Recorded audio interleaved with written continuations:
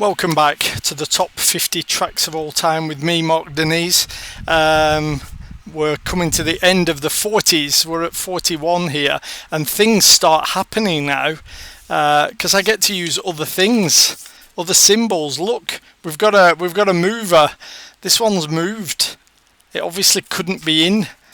It couldn't be at 41 last time because it was a top 40. But how much did it drop? It actually drops 14 places. It was number 27 in my top 40 of all time, and actually it was number 12 in my top 30 of all time.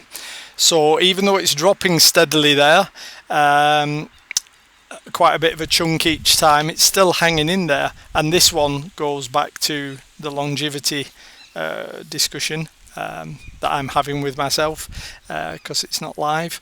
When I talked about and said that we'll see how that goes. This one we can't really argue that it's not one of my favourites. The fact that it's hanging in there. There's going to be two shout outs here. One as a shout out for the introduction, and that's Fatosh, who tried her best when I was in Berkeley, California, hanging out with her. Tried her best to introduce me to the band, and I wasn't having it. I really didn't warm to them at all, and I was struggling, and she said, no, it's not one of those I can't really accept.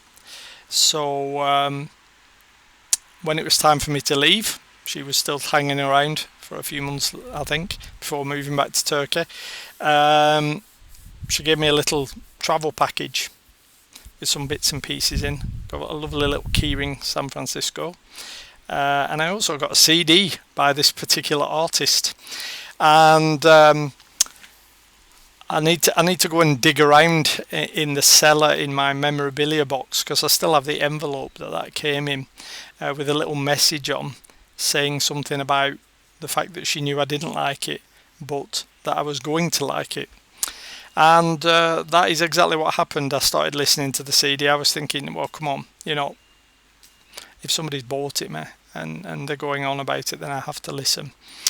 There's elements of the CD I really don't like, and if you listen to this particular track on Spotify, you've got to discount like the last 30 seconds or so, because it's a case of the tracks sort of fade out, and then there's like a little interlude a little bit in the middle, and it's really, really awful. And I think that's the thing that put me off in the beginning. It's like some jaunty little country jig or whatever, and it's really horrible. It's like one of the worst things I've ever heard, and that's what I hear at the end of this track. So I actually did my own playlist on a cassette or a CD years ago, where I faded this out, so it became I called it my edits track. There's another track actually that does the same thing, has a little extra bit that's not very good. So you'll be subjected to that later as well. I actually said I was going to talk about my comments I made in 30s and 40s, and I still cannot find any 40s information. But since this was in my 30s, what did I say about it then without giving away who it is just now? Fatosh obviously knows who it is, but maybe nobody else does. That's pretty much what I said here. Fatosh bought me a copy of the album, although I said last year there.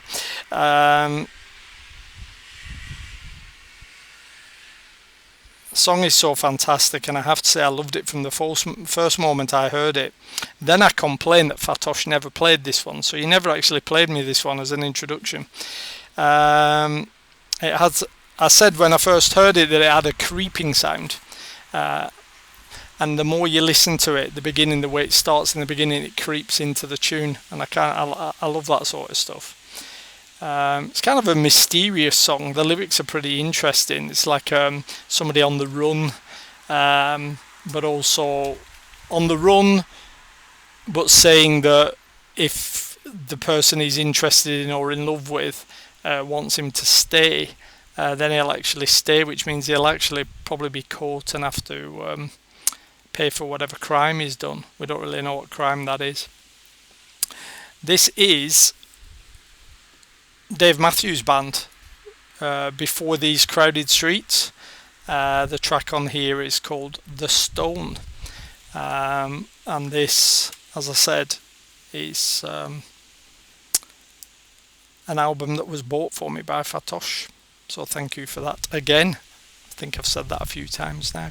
The other person I was shouting out here is Ian Stackhouse, who is also a huge fan of Dave Matthews, but cannot believe that I haven't been to see them live, because apparently live is where it's at for this band. They're a lot better live than they are on album, and they do actually tour a lot.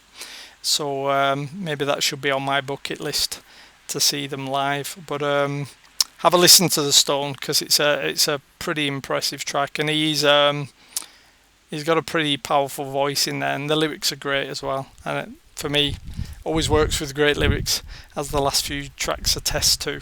So enjoy Dave Matthews Band and The Stone.